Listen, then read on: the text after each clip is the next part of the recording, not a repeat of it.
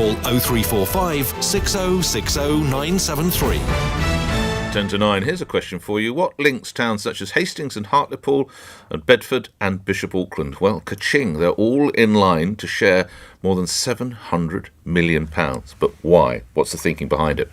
Let's turn to Robert Jenrick, who's Secretary of State for Housing, Communities and Local Government, who joins me now. Good morning, Secretary of State. Why are they getting the cash? What are they meant to do with it?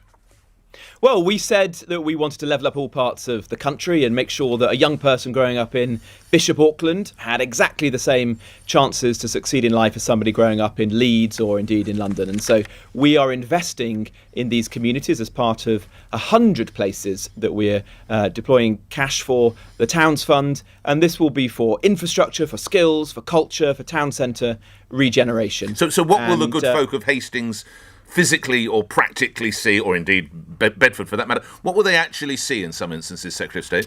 Well, local communities themselves have chosen what to invest in, and so we offered them up to £25 million, and they've brought together local politicians, the business community, those people running schools and colleges, and come up with their own proposals. A lot of them have been investing in the future of town centres and high streets.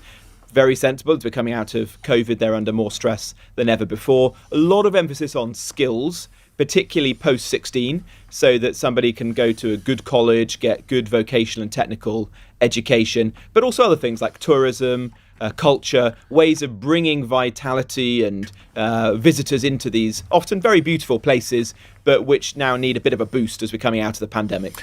We are coming out of the pandemic. Let's move to other matters if we can. Talking of coming out, let's talk about that roadmap. What do you think is going to happen on June the 21st, Secretary of State? Well, I can't tell you the result this morning, I'm afraid. The PM is reviewing the data. It was right to give ourselves this 5-week period between the two stages of the roadmap. That's actually proving invaluable because there's still data to analyse. It looks like it's quite a finely balanced decision. In truth, there is medical and scientific opinion on both sides. Where would you place your bet? Your colleague Michael Gove said he'd put money on hitting June 21st. Would you? Well, I think it's very finely balanced. And I know that, Mr. Jenrick. Come along now, Mr. Jenrick. Would you bet? Well, I don't think it's helpful. I don't think it's helpful for me to say where I think it's heading because at the moment we're still waiting for the final data, and then I think at that point the PM on the 14th of June will be able to give us the final decision. There are things which are certainly moving in the right direction. The vaccine rollout, the evidence we've seen from places like Bolton has been positive because although you've seen a considerable rise in the number of cases, it hasn't led to hospitalisations and serious illness amongst the older age groups. If that can be replicated across the country, then that's very positive. Right. Lord Lloyd Webber is ready, I think, to be arrested to hit that June 21st date. What would you say to him? Well, I'd love to see theatres reopening. I know he's got a great production of Cinderella opening in the West End.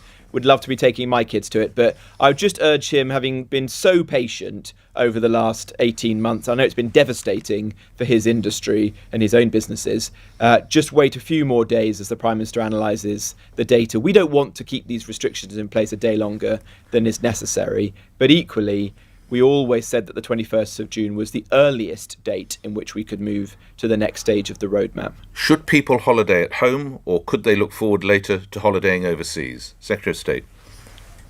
Well, we've said that we would like to see more countries go onto the green list, those countries where you can go on holiday. But we can't guarantee that because that depends on what is happening in those countries, their own vaccine rollout, the number of cases and new variants. So I would exercise a high degree of caution personally. Don't go and book a holiday in any country that's on the red list or the amber list.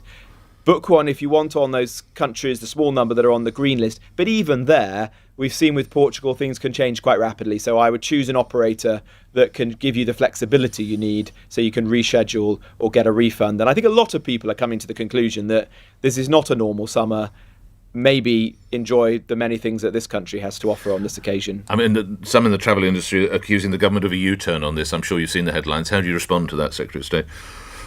No, we've got a clear plan, and we would like to see more countries go onto the green list, but we're not going to do so imprudently. We've got to protect everything that we've achieved domestically in this country. It would be foolish to throw that away, and so we're going to proceed quite cautiously. You can see that with the decision that we made with Portugal, which was a safety-first approach, but I hope people will appreciate that, given that we are leading the world with the vaccine rollout, let's protect that as far as we can, even if that means there'll be fewer opportunities for foreign holidays this summer. OK. Finally, noting you went to the other place, Oxford University, or one college, taking down a portrait of the Queen. Just to remind everybody, Mr. Jenrick attended Cambridge, but to the dark blue side of the equation.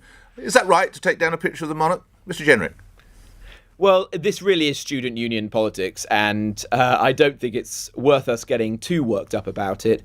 It does seem ridiculous. Their reasons are pretty ignorant. I certainly hold the Queen in the highest esteem. People all over the world do. And as is quite well known, I have a portrait of the Queen in my office, and I'm very proud to do so. Nothing would tempt you to take that down, I sense, Mr. Jenrick. No, absolutely. I've moved it from office to office whilst I've been in government, and I'll hold on to that one. Thanks for your time, Robert Jenrick, who's Secretary of State for Housing, Communities and Local Government, talking about that expenditure in those towns. OK, back to the portrait. We've got a couple of minutes left before we move to other matters. 4 to 9 the time. Mark in Wimbledon, right or wrong, and why? Good morning. Good morning, Nick. I think wrong. I think one of the speakers for whom you spoke earlier used the word glorify. He said that the painting glorifies the Queen and what the Queen represents. For me, this is really missing the point. I think that representations in history don't glorify at all. They simply mark something. They simply say it happened. And I think if in 300 years' time